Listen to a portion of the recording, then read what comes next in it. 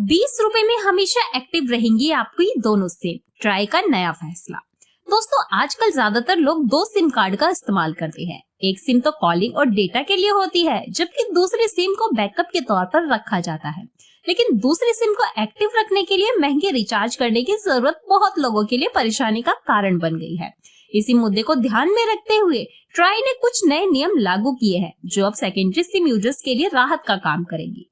दोस्तों, ट्राई के नए नियमों के मुताबिक अगर कोई सिम 90 दिन तक इस्तेमाल नहीं होता है तो उसे डीएक्टिवेट माना जाएगा। लेकिन इसका मतलब ये नहीं है कि सिम तुरंत बंद हो जाएगी।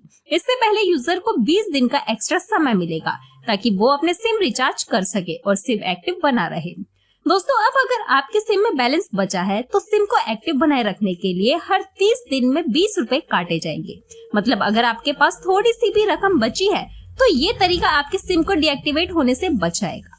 वहीं अगर आपने 90 दिन तक अपनी सिम का इस्तेमाल नहीं किया है और उसमें कोई बैलेंस भी नहीं है तो सिम को डीएक्टिवेट कर दिया जाएगा। इसके बाद उस सिम नंबर को वापस सर्कुलेशन में लाकर किसी और यूजर को दे दिया जाएगा।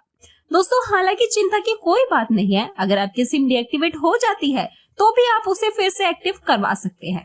इसके लिए आपको 15 दिन का ग्रेस पीरियड मिलेगा। इस दौरान आप कस्टमर सर्विस से या फिर कंपनी के स्टोर पर जाकर अपनी सिम को फिर से एक्टिव करवा सकते हैं। इसके साथ ही सरकार ने हाल ही में राष्ट्रीय ब्रॉडबैंड मिशन 2.0 भी लॉन्च किया है। इस मिशन का लक्ष्य है कि 2030 तक देश के 2.70 लाख गाँव में ऑप्टिकल फाइबर केबल बिछाई जाएगी। इसका फायदा ये होगा कि गांव में बेहतर इंटरनेट कनेक्टिविटी उपलब्ध होगी। इस मिशन के तहत ग्रामीण इलाकों के स्कूलों, स्वास्थ्य केंद्रों, आंगनवाड़ी केंद्रों और पंचायत कार्यालयों को भी ब्रॉडबैंड कनेक्टिविटी से जोड़ा जाएगा। ये डिजिटल इंडिया को मजबूत करने की दिशा में एक बहुत बड़ा कदम होगा। दोस्तों, ट्राई ने एक और शानदार कदम उठाया है और वो है संचार साथी ऐप। इस ऐप की मदद से आप अपने सिम और मोबाइल नंबर से संबंधित सारी जानकारी आसानी से पा सकते हैं। इसके ट्राई के नए नियमों के फायदे क्या है ये आपको बताते हैं। दोस्तों, अब सेकेंडरी सिम को एक्टिव रखने के लिए महंगे रिचार्ज प्लान लेने की जरूरत नहीं होगी। ये नया नियम उन लोगों के लिए काफी फायदेमंद है जो सेकेंडरी सिम का इस्तेमाल कम करते हैं लेकिन उसे बंद भी नहीं करवाना चाहते हैं। दूसरा है ग्रेस पीरियड। सिम डीएक्टिवेट होने से पहले 15 दिनों का ग्रेस पीरियड मिलेगा ताकि यूजर्स को रिचार्ज करने का समय मिल सके। इससे आपको अपनी सिम को खत्म होने से बचाने का मौका मिलेगा। तीसरा है पारदर्शिता और सहूलियत। सिम के डीएक्टिवेशन और राइसाइनिंग की प्रक्रिया अब पारदर्शी हो जाएगी। इसके अलावा अब यूजर्स को अपनी सिम से जुड़ी सेवाओं को बेहतर तरीके से प्रबंधित करने की सहूलियत भी मिलेगी।